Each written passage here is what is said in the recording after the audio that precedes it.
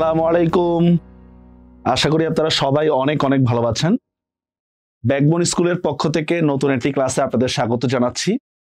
আজকে আমরা রিটেন প্রশ্ন সলিউশনের ধারাবাহিকতায় আমরা চাষার দুঃখ প্রবন্ধের মূল ভাব নিয়ে আলোচনা করব। চাষার দুঃখ প্রবন্ধর মূল ভাব আলোচনা করার পূর্বে চাষার দুঃখ নিয়ে আমরা যা জানি সেটা আগে কথা বলে নিই। চাষার দুঃখ প্রবন্ধে আমরা দেখি হচ্ছে যে কৃষকের দুরবস্থার জন্য দায়ী কৃষক নিজে, এই বিষয়টাই কিন্তু এই প্রবন্ধে তুলে ধরা হয়েছে। কৃষকের যখন টাকা পয়সা আসে তখন সে বিলাসিতা করে, নিজের ঘরের কাজগুলো নিজে করতে চায় না। ইভেন এখানে পরোক্ষভাবে কৃষকের স্ত্রীর প্রতিও কিন্তু দায় চাপানো হয়েছে। বেগম রোকেয়া কিন্তু কৃষাণীর প্রতিও কিন্তু দায় চাপিয়েছেন। এরপর শেষ মুহূর্তে কৃষকের দুরবস্থা যাতে ভালো হয় তার জন্য কি কি করা প্রয়োজন, গ্রামে গ্রামে পাঠশালা, ঘরে ঘরে চরকি সুতা, এই একটা সলিউশন কিন্তু বেগম রোকেয়া দিয়েছেন। তো আসি আমরা চাষার দুঃখ প্রবন্ধের মূল ভাবটা নিয়ে আমরা যদি আলোচনা করি। চাষার দুঃখ প্রবন্ধটি তৎকালীন দরিদ্র পীড়িত কৃষকদের বঞ্চনা।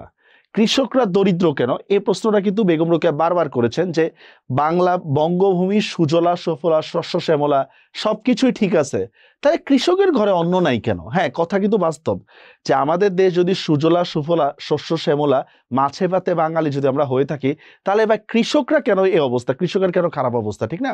এটাই দেখেন তৎকালীন দরিদ্র পীড়িত কৃষকের বঞ্চনা। এখানে যে বঞ্চনাটার কথা বলা হচ্ছে, এই বঞ্চনা কিন্তু কেউ কারোর উপর নির্যাতন করতেছে না। এখানে নির্যাতনটা হচ্ছে নিজেই নিজের উপর একটা নির্যাতন করতেছে, মানে হচ্ছে নিজে নিজের কাজগুলো করতেছে না, এখানে এটার কথা বলা হচ্ছে। এই জন্য কিন্তু আমরা লাঞ্ছনা শব্দটা ব্যবহার করিনি।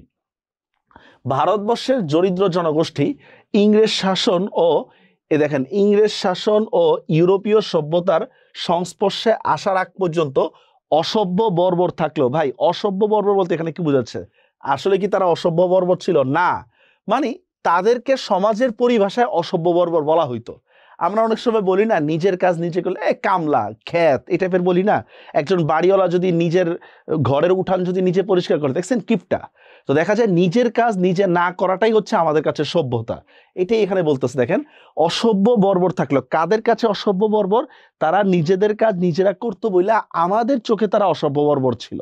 দেখেন তারা ছিল আত্মনির্ভর, বুঝতে পারছেন বিষয়টা? কারণ আমরা চাষার দুঃখ প্রবন্ধে যেটা পাই, বেগম রোকেয়া বলতেছিলেন কৃষকের স্ত্রী কি করতো? জামা কাপড় তৈরি করত, কৃষক খেতে ধান বুনতো। তাহলে দেখেন খাওয়া দাওয়া এবং পড়া দুইটাই ঠিক ছিল, তাহলে আর সমস্যা কি ছিল? কোনো সমস্যাই কিন্তু ছিল না। যাই হোক, কিন্তু প্রাত্যহিক জীবনের অন্ন বস্ত্র ইত্যাদির চাহিদা তারা নিজেরাই পূরণ করতে পারত যখন তারা অসভ্য বর্বর ছিল, যেটা 150 বছর আগের ঘটনা। কিন্তু শিল্প বিপ্লবের পর দেখেন কি বলতেছে, শিল্প বিপ্লবের পর তাদের অনুকরণ প্রিয়তা এবং বিলাসিতার ছোঁয়া লাগে ভারতবর্ষে, বুঝতে পারছেন? এখন কৃষক আর নিজে নিজে কথা বলে না। এই জন্য দেখবেন অনেকে একটা প্রবাদ বাক্য বলে, 2 দিনের বৈরাগী ভাতের কয় অন্ন, বুঝতে পারছেন? এই টাইপের। দেন কি বলতে, শিল্প বিপ্লবের পর তারা অনুকরণ প্রিয়তা হয়ে ওঠে এবং বিলাসিতার ছোঁয়া লাগে ভারতবর্ষে। তাছাড়া গ্রামীণ কুটির শিল্প ধ্বংস করে দেয়, ঠিক আছে? গ্রামীণ কুটির শিল্প ধ্বংস করে দিয়ে আত্মনির্ভরশীল গ্রাম সমাজকে চরম সংকটের মধ্যে ফেলেছে ব্রিটিশ শাসক গোষ্ঠী। এটা এখানে একটা বিষয়ের প্রতি ইঙ্গিত দেওয়া হচ্ছে, সেটা হচ্ছে শিল্প বিপ্লবের ফলে কলকারখানার উন্নতির ফলে যে কুটির শিল্প ছিল, এই কুটির শিল্পটা কিন্তু ধ্বংস হয়ে গিয়েছে। হ্যাঁ, তারপর দেখেন কৃষকদের এই মুমূর্ষু অবস্থা থেকে মুক্তির জন্য বেগম রোকেয়া সাখাওয়াত হোসেন গ্রামে গ্রামে পাঠশালা প্রতিষ্ঠার উপর গুরুত্ব দিয়েছেন। এখন ভাই শুধু কি পাঠশালা হইলেই হবে? না, শুধু পাঠশালা হইলেই হবে না। খুব লেখাপড়া করলাম, ঘরের কাজ করলাম না, মানে আমাদের মতো যারা শিক্ষিত বেকার আছে এদের টাইপের, ঘরের কাজ করলাম না, খুব লেখাপড়া করলাম, সামান্য বাজার করতে জানি না বা রান্না করতেও জানি না, এই টাইপের। দেখেন গ্রামে গ্রামে পাঠশালা প্রতিষ্ঠার প্রতি দেখেন কি বলতেছে, দেখেন গুরুত্ব আরোপ করেছেন। পাঠশালা পাঠের মাধ্যমে গ্রামীণ জনগোষ্ঠী নিজেদের দুরবস্থা কাটিয়ে আত্মমুক্তির পথ উদ্ঘাটন করতে হবে। আত্মমুক্তির পথ বলতে এখানে হচ্ছে চিন্তাধারার পরিবর্তন আসতে পারবে। তবে হ্যাঁ, পাঠশালার পাশাপাশি তার গ্রামীণ কুটির শিল্পকে বেঁচে রাখার জন্য ঘরে ঘরে চরকা সুতার কথাও কিন্তু বলা হয়েছে চাষার দুঃখ প্রবন্ধে। দেশীয় ঐতিহ্য পুনরুদ্ধার করার মাধ্যমে চাষির দুর্দশা লাঘবের ইঙ্গিত দিয়েছেন। তার মানে দেখেন দুইটা বিষয়ের প্রতি ইঙ্গিত দিয়েছেন। একটা হচ্ছে কৃষককে পাঠশালায় গিয়ে শিখতে হবে মনের চিন্তা ভাবনা বড় করার জন্য। 2 নম্বর হচ্ছে কুটির শিল্প এবং কৃষকের যে কাজগুলো রয়েছে সেগুলো তার নিজে নিজে করতে হবে অর্থনৈতিক সমৃদ্ধি এবং পরনির্ভরতা থেকে বাঁচার জন্য। দেখেন প্রবন্ধটিতে রোকেয়াত সাখাওয়াত হোসেনের অসাধারণ পাণ্ডিত্য, যুক্তিশীলতা, এটা রোকেয়াত সাখাওয়াত হোসেনের একটা বৈশিষ্ট্য।